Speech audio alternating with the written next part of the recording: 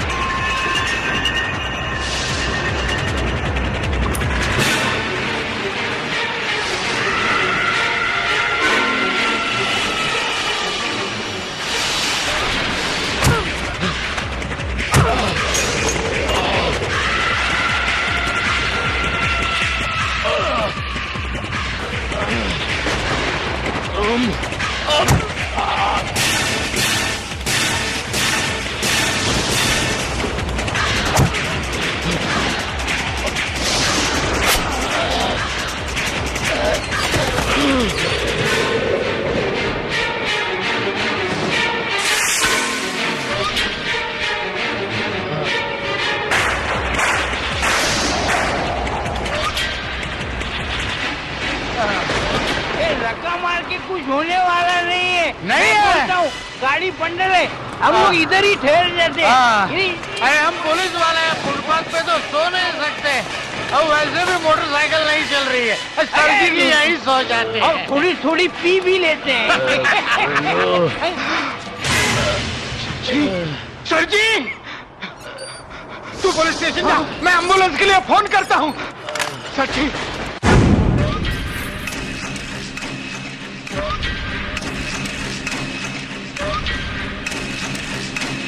ये लॉकेट तो पुलिस को भी नहीं मिला था। ये तुम्हें कहां से मिला? खून कभी नहीं छिपता। ये मेरा लॉकेट है। और कब तक छुपाओगे अपनी बेटी को? मैं जब तक जिंदा हूं तब तक उसे बचाऊंगा। एक बाप हूं मैं, और मेरी बेटी में कोई बुराई नहीं है, सिर्फ उसे गुस्सा जरा ज्यादा आता है। वो तो बचपन से ही ऐसी है ना, वो भी तुम्हें कोई कुछ कहता है तब।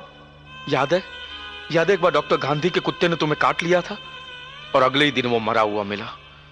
ईशा ने उसे मार दिया था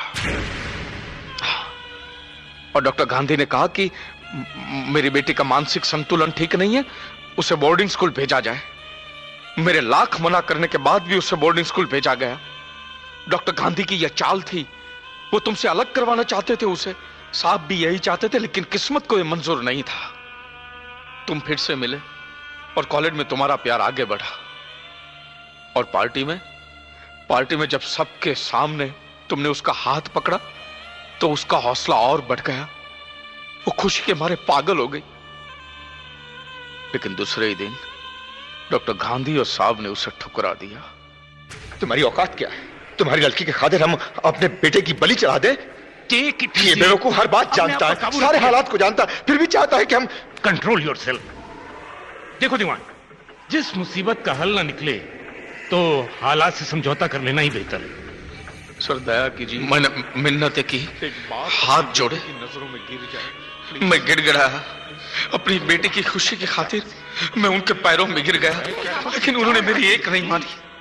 मुझे जलील करके वहां से निकाल दिया। चलो बाबा।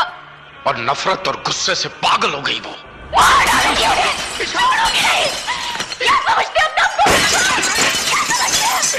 मारोगे, छोड़ोगी नहीं, मार डालूंगी। मुझे मारो, छोड़ दो। नहीं बेटे, छोड़ दो। क्यों बाबा, क्यों?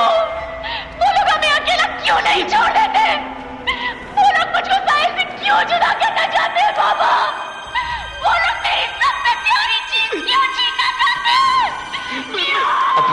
इस तरह टूटता हुआ देखकर मैं भी घबरा गया था। तुमसे दूर होने का सदमा उसकी जान ले रहा था। मुझे लगा वो झेल लेगी, पर गुस्से में आकर उसने सांप का खून कर दिया।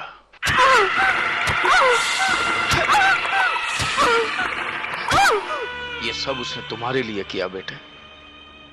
तुम्हें पाना चाहती थी, लेकिन खून का इल्जाम तुम पर लग गया और वो फिर से तुम्हें खो बैठी। ऐसा लगा जैसे उसकी दुनिया उजड़ गई और उसने सच बोलने का फैसला कर लिया।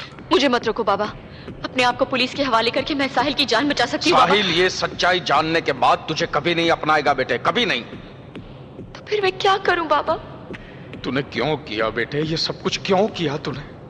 पता नहीं क्यों बाबा। बचपन में मुझे साहिल से अलग कर दिया गया और उस दिन जब पार्टी में साहिल मुझे अपनाना चाहता था, गवर्नर साहब ने सबके सामने हमारे प्यार को थप्पड़ मार दिया। उस वक्त जो खंजर साहिल के हाथ में था, मुझे लगा कि अगर वो खंजर मेरे हाथ में होता। नहीं बेटे, बेटे धीरज रख, भगवान के लिए धीरज रख। मैं कोई ना कोई रास्ता जरूर निकालूंगा।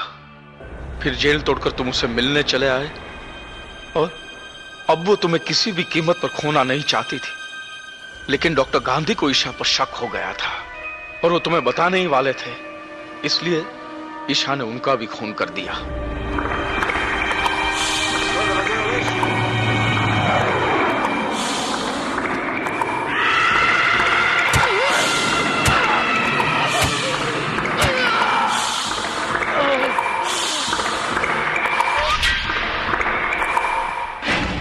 ये क्या किया तूने? एक खून को छिपाने के लिए दूसरा खून?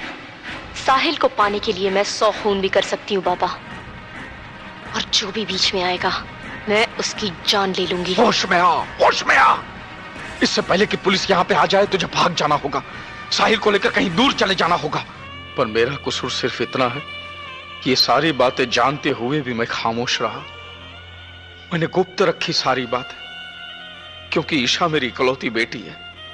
मैं उसे बहुत प्यार करता हूं और ईशा ने जो पाप किए हैं उसका पश्चाताप करने के लिए मैं तैयार हूं। उसकी सजा मुझे भुगतने दो और ये राज है, उसे सिर्फ राज ही रहने देना प्लीज। किसी के खून से बेटी की मांग नहीं भरी जाती।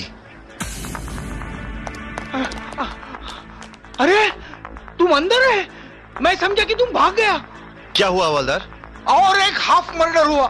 उधम सिंह को किसी ने चाकू मारा।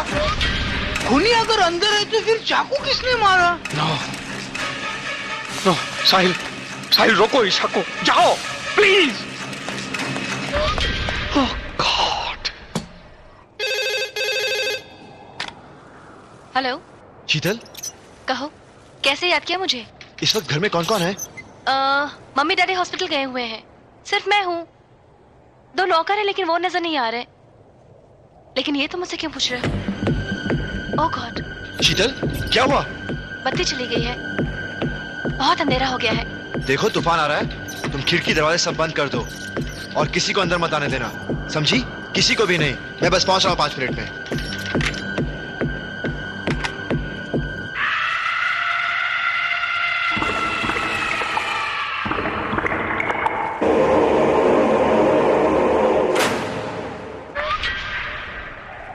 ईशा, तुमने तो मेरी जान ही निकाल दी।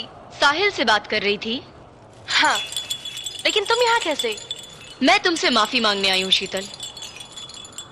मैंने तुम्हें आज सुबह बहुत भला बुरा कहा, तुम्हारे साथ बहुत बदतमीजी की।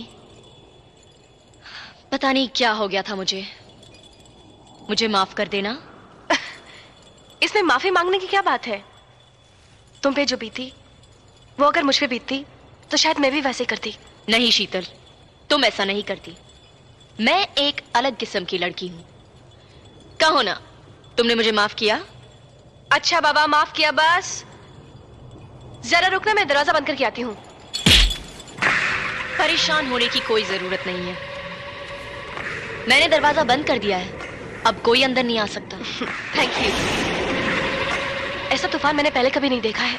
आज जरूर किसी पे बिजली गिरेगी। शीतल, तुम साहिल से बहुत प्यार करती हो ना? छोड़ो ये बात।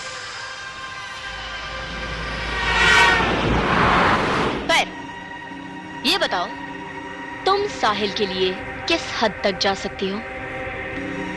यानी मैं तुम्हारी दोस्ती की इंतहा देखना चाहती हूँ। प्लीज ये बात छोड़ दो। नहीं, मैं जानना चाहती हूँ कि तुम साहिल के लिए क्या कर सकती हो। मैं साहिल के लिए अपनी जान दे सकती हूँ। यही तो फर्क है तुम में और मुझ में।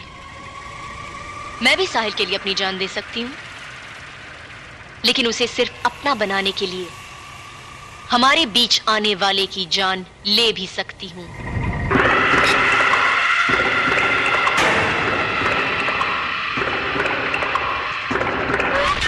ईशा,